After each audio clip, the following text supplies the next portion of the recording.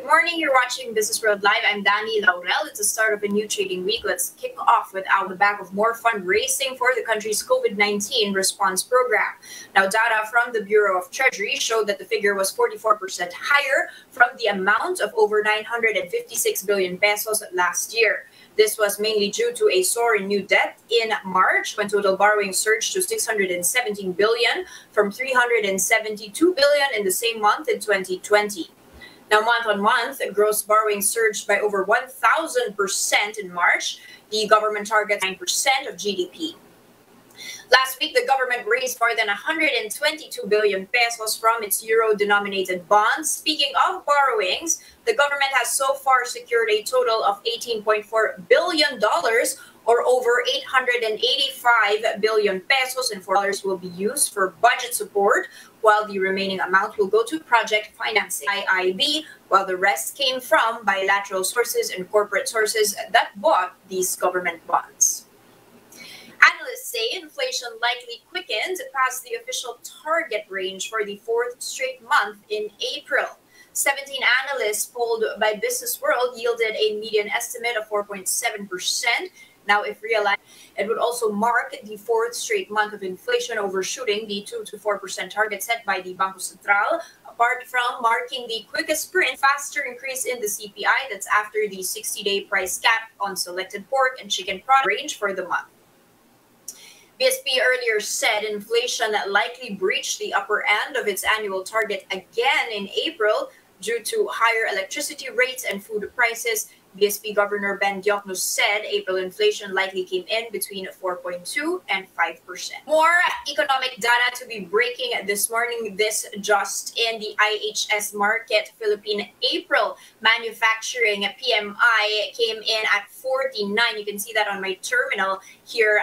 49 versus 52.2 fell, as well as the new orders. And this, of course, reverses. You can see on my terminal here the expansion trend. Anything above 50 is an expansion compared to the previous month, and anything below that signals a contraction, to be opening on the front foot, up by 0.6% back to 6,400 levels. Now, this seems to have been quite expected by analysts. They were expecting a slight upside surge amid the first quarter earnings, even as we ended the month of April down. Last Friday, we were down by 1.8%. Properties and conglos were the worst performers last week. Recall that we had a series of GDP downgrades last week. ADB to 4.5% for 2021. Fitch as well, Nomura as well.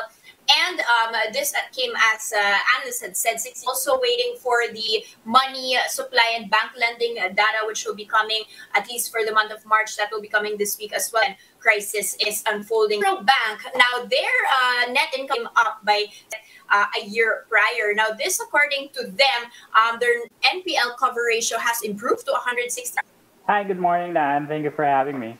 Some developments, seeing the pain of the most recent lockdowns. Do you think that the market has fully digested, in the recent, the result of the recent extension of the lockdowns?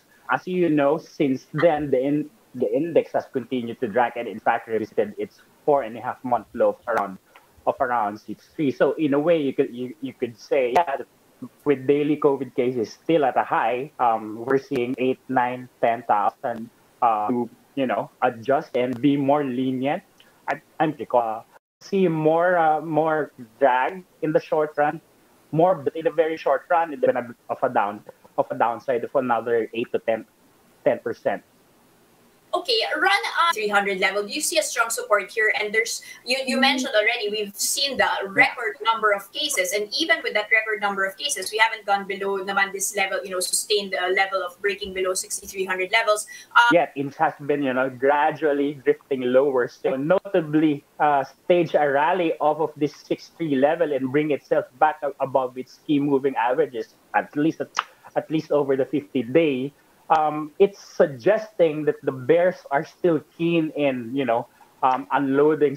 A month and a half was 62.5. If we fall below this, we'll likely see the index towards its next support level, which is, if you move your cursor to your left, that's at around 5,700 to 6,000 level.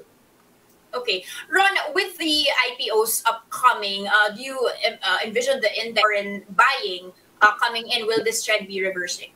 Well, in terms of net foreign buying, I'd see a one-off increase in net foreign buying precisely because of the Philippines. But you mentioned in terms of liquidity, that would actually sap the market with a lot of cash that would otherwise be used in buying shares. Gemma Del Monte aiming to raise what, 44 billion. AC Energy follow-on offering aiming to raise about 33 billion. So that's around 110 to 120 billion of capital raised with Mondenisi, and that's the biggest in history. So that's a very notable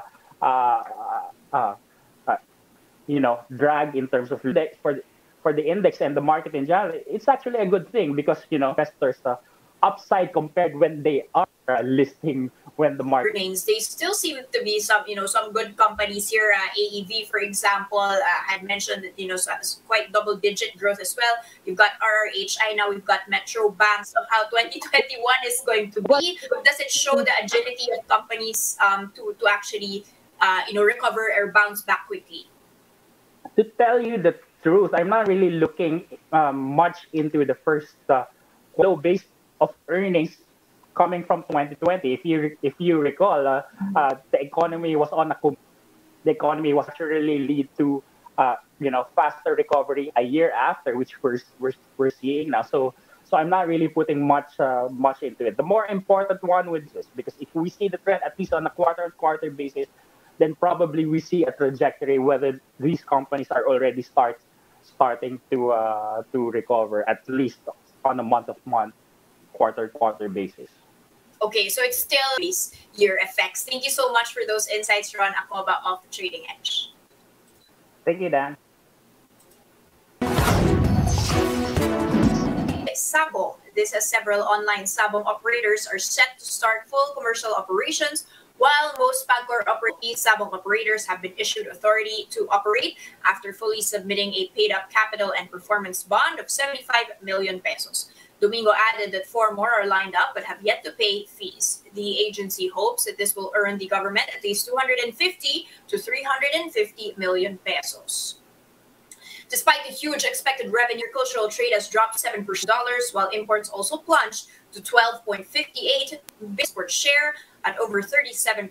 These were valued at 2.32. As in countries, Malaysia was the top destination of Philippine exports, which accounted for almost 34% of the total, while Vietnam was our major market. Closes at 3:15 p.m. today. I'm Danie Laurel. Mask on, wash hands, stay safe, Philippines. We are One News.